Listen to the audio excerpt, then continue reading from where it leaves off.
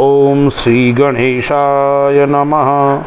ओम ब्रीं बृहस्पतये नमः। दर्शक मित्रों नमस्कार, जय श्री राम। देवगुरु बृहस्पति का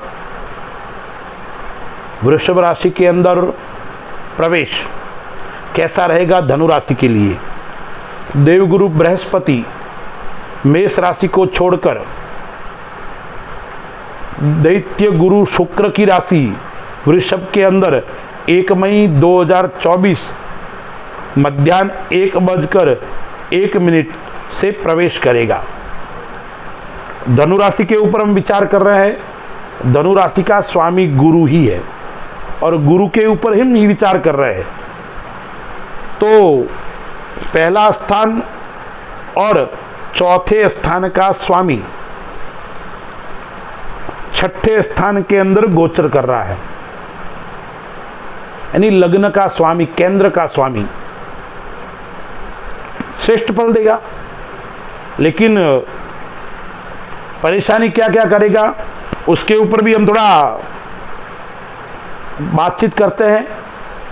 तो जिसका स्वामी गुरु हो उन व्यक्तियों को श्रेष्ठ व्यक्तियों के साथ में रहकर श्रेष्ठ जीवन यापन करना चाहिए, अच्छे लोगों से संबंध बनाए रखना चाहिए। धनु राशि वाले जातकों के लिए खर्च बढ़ेगा, व्यय बढ़ेगा और वो व्यय थोड़ी परेशानी में भी आपको डाल सकता है। यानी आपको सावधानी पूर्वक खर्च करने की आवश्यकता है। आप किसी को पैसे उधार भी देते हो तो भी आपको समझदारी पूर्वक देना है, किसको देना है किसको नहीं देना है उसके अंदर आपको ध्यान रखना है। दूसरा नुकसान क्या करेगा, कोर्ट कचहरी यानी वाद विवाद से आपको दूर रहना है। व्यर्थ के वाद विवाद के अंदर आप फंसोगे, उलझन में पड़ोगे और उसके अंदर आपका व्यय यानी खर्च बढ़ेगा। मैंने आपको बताया धनु राशि वालों के लिए थोड़ा खर्च ज़्यादा रहेगा, इसलिए आप खर्च करते वक्त खर्च कहाँ करना है कहाँ नहीं करना है उसका विशेष आपको ध्यान रखना है। व्यर्थ के कार्य में आपको उलझन में नहीं पड़ना है। धन योग अच्छा रहेगा, परिवार सुख आपका अच्छा रहेगा। दादा दादी माता पिता उससे आपका लगाव भी रहेगा और आपकी स्वयं की बुद्धि से आप सफलता को प्राप्त करोगे, लेकिन सोचकर समझकर और धैर्यतापूर्वक कार्य करने की आपको आवश्यकता रहेगी। आप ज्ञानी हैं, आप विद्वान हैं, आप योग्य हैं, लेकिन मेरी बुद्धि का कहाँ उपयोग होना चाहिए वो इस समय आपको ध्यान रखने की आवश्यकता है। धनु राशि वाले जातक यदि आप सरकारी नौकरी करते हो, राजकीय सेवा के अंदर हो तो आपके लिए यह शुभ और श्रेष्ठ फल देने वाला होगा। आपको प्रमोशन हो सकता है, आप जहां चाहोगे वहां आपका स्थान परिवर्तन भी हो सकता है।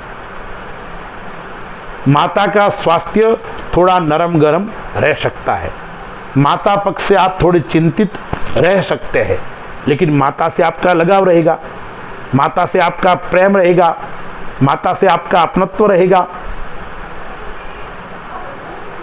धनु राशि वाले जातक है वो शत्रु पे विजय प्राप्त करने वाले होंगे, यानी शत्रु आपके सामने नतमस्तक होगा, शत्रु आपके सामने परास्त होगा, शत्रु की जीभ आपके सामने नहीं चलेगी, यानी शत्रु पक्ष के ऊपर आप स्वयं हावी रहोगे, शत्रु आपके सामने परास्त रहेगा। शत्रु से आपको चिंता करने की आवश्यकता नहीं है, किसी से आपको डरने की आवश्यकता नहीं है।